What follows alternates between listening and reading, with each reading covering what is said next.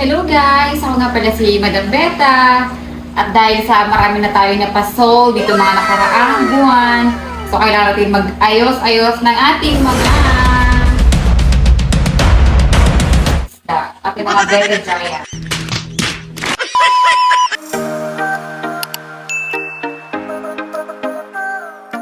At dahil sa bahay lang po tayo nakalocate, kasi maliit lang po kasi yung space natin. So, nagpa-customize po kami ng 6x6x8. Pero meron din po kami 2.5. Pero na-sold na po kasi siya. So, ito naman, pwede na rin po sa kanila kasi at least nakakaikot-ikot din po sila. Pero kapag bumili po kayo sa amin, pwede naman yung ilagay po sa 2.5 para mas malaki pa yung space nyo. Kita nyo po, kaya po tayo may cardboard dito is tinatakpan po natin sila kasi once po na nagkikita po sila, nagkakos po sila ng stress kasi nagiging po sila irritable kasi napapalaban po sila ganun, parang akala niya kalaban na gano'n. Ang papakain po natin is ang required po sa kanila is Chubiplex po kung meron po kayong Daphnia. Ayun, pwede po natin siyang konting-konti lang po yung pagpapakain po natin sa kanila, baka kasi po ma-overfeed po sila.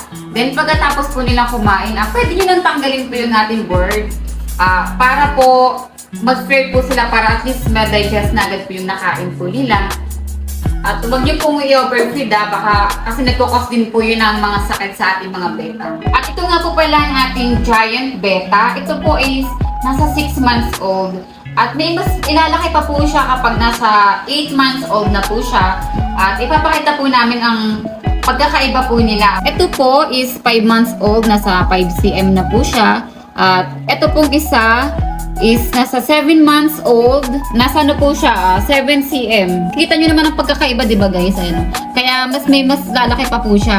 At ang pag-breed po natin yan is kailangan po is 7 months old na po siya, pwede natin siyang i-breed. At ang ating routine po sa pag-alaga po ng ating mga beta, pag-change po ng ating water 2 times a week po. 50% po yung ating tatanggalin, and then ibabalik po natin 50%. Sa atin naman pong pagpapakain, bibila po ng 2 days, then sa 3 days po natin is fasting po. 2 days po ulit kakain, and pa 3rd day na naman is fasting po ulit.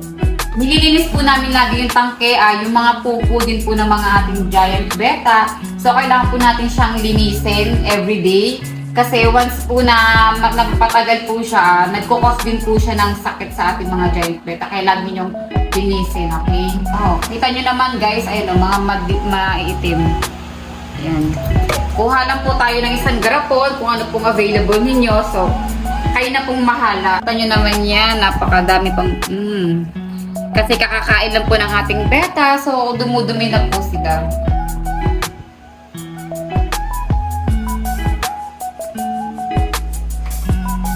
Ito naman sa kabilang side, para kita na lang mas marami pa tayo dito.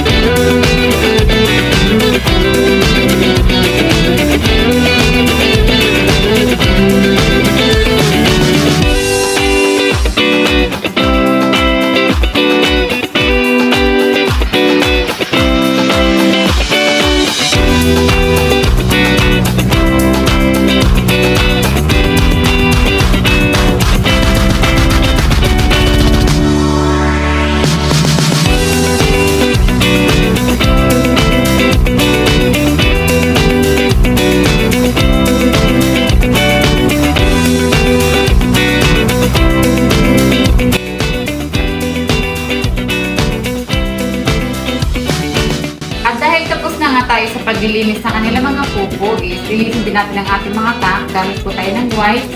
Kasi dahil everyday po kami may walk-in. So, i-prepare po namin na laging mas malinis.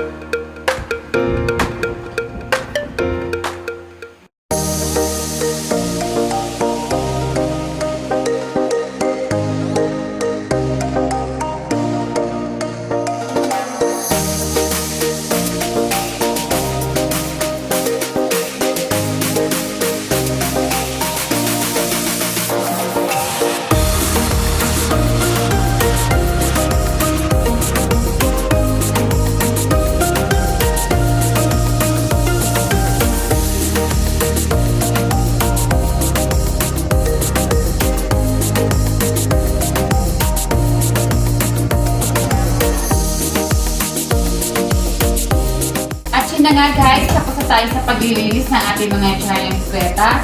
At ready to walk in na po tayo. By the way guys, ang located po natin is sa Darasa 216 sa Tanawan, Batangas City. At dahil first time po nga lang po mag-vlog, sana po supportahan niyo po kami. Ang aming FB page po is Madam Beta. Ang TikTok din po natin is Madam Beta po. At baka naman, pa-subscribe naman po sa aming YouTube channel. Yun lamang po. Happy Beta Fish Keeping! Salamat!